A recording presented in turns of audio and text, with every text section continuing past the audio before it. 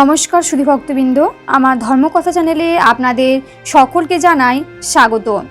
এখন চলছে শ্রাবণ মাস। সোমবারের পুজোয় অবশ্যই জপ করুন শিবের এই মন্ত্র, কেটে যাবে বাধা বিপত্তি। সোমবার শিবের পুজোর সময় কিছু মন্ত্র জপের নিয়ম রয়েছে। এই মন্ত্রগুলি জপ করলে বাধা বিপত্তি কেটে যেতে পারে, পাশাপাশি নানান দুরারোগ্য ব্যাধিও সেরে যায়।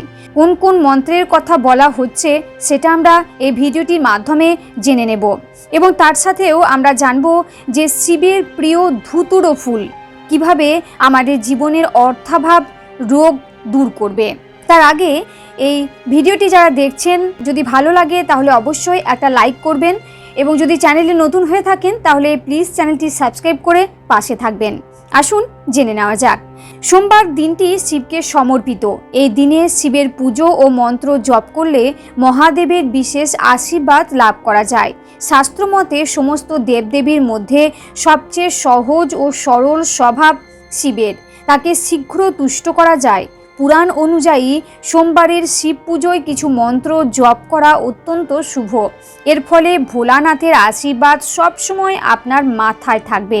সোমবার কিছু বিশেষ মন্ত্র জপ করে নীলকণ্ঠের আশীর্বাদ পেতে পারেন। এই দিনে কি কি মন্ত্র জপ করবেন সেটা আমরা জানব। শিবের মন্ত্র এক হচ্ছে শিব নমস্কার মন্ত্র। শিবকে তুষ্ট করার জন্য পুজোর আগে এই মন্ত্র জপ করুন।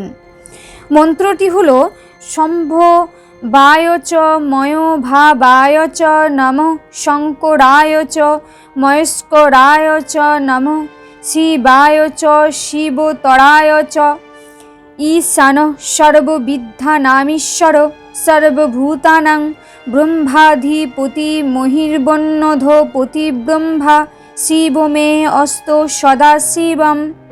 2 নম্বর হচ্ছে পঞ্চাক্ষরী মন্ত্র। এটি শিবের সবচেয়ে শক্তিশালী মন্ত্র। শ্রদ্ধা ভরে এই মন্ত্র জপ করলে সমস্ত সংকট কেটে যেতে পারে। মন্ত্রটি হলো নমঃ শিবায়। ওম নমঃ শিবায় শিবের স্বরাক্ষরী মন্ত্র। 3 শিব নামাবলী মন্ত্র।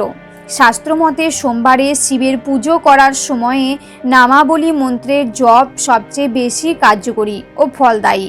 শিবের নামাবলী মন্ত্রটি হলো শ্রী শিবায় নমঃ, শ্রী শঙ্করায় নমঃ, শ্রী মহেশ্বরায় নমঃ, শ্রী সাং বসুদাশিবায় নমঃ, শ্রী রুদ্রায় নমঃ, ওম পার্বতী পতয়ে নমঃ, ওম নমো নীলকণ্ঠায় নমঃ। 4 মহামৃত্যুঞ্জয় মন্ত্র। হিন্দু ধর্মের এই মন্ত্রের বিশেষ মাহাত্ম্য স্বীকৃত। নিয়মিত এই মন্ত্রটি জপ করলে সমস্ত রোগ দোষ ও সংকট সমাপ্ত হয়।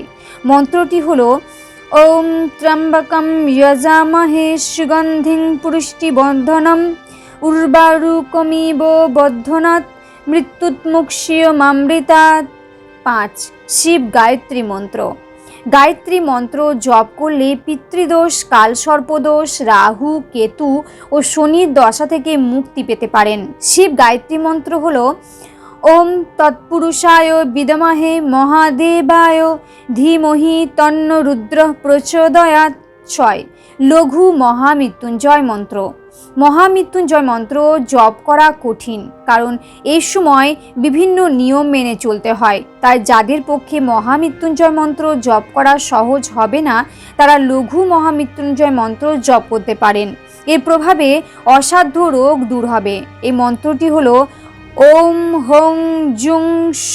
এবার আমরা জানব শিবের প্রিয় ধুতুরা দূর করবে অর্থাভাব এবং রোগ। শাস্ত্র জানাচ্ছে এর উপায় পুরাণে শিব পুজোর নিয়ম ও সামগ্রীর উল্লেখ রয়েছে। মহাদেবের আরাধনায় এমনই একটি সামগ্রী হলো ধুতুরো ফুল ও ফল।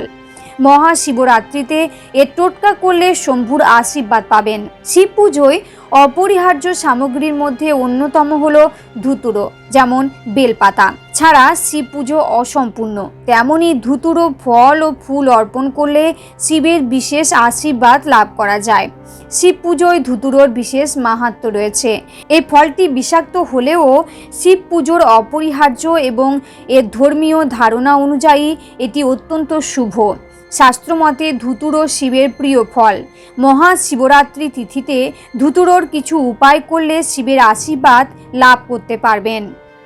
মহাশিবরাত্রি তিথিতে ধুতুরোর কিছু উপায় করলে শিবের আশীর্বাদ লাভ করতে পারবেন। এর ফলে পরিবারের সুখ সমৃদ্ধি ও উন্নতির আগমন ঘটবে। মহাশিবরাত্রিতে ধুতুরোর কোন টোটকায় সুফল পাবেন সেটা আমরা জানব। আর্থিক সমস্যা থেকে দূর করার উপায়। ধুতুরোর শিকড় আর্থিক সমস্যা দূর করতে পারে। মহাশিবরাত্রি বা সোমবার ধুতুরোর শিকড় কবজিতে বেঁধে নিলে একাধিক সমস্যার সমাধান করতে পারবেন। আবার মনেও কোনো কারণে ভীতি থাকলে বা অশ্লেষা নক্ষত্রে ধুতুরোর শিকড় বাড়িতে এনে রাখুন।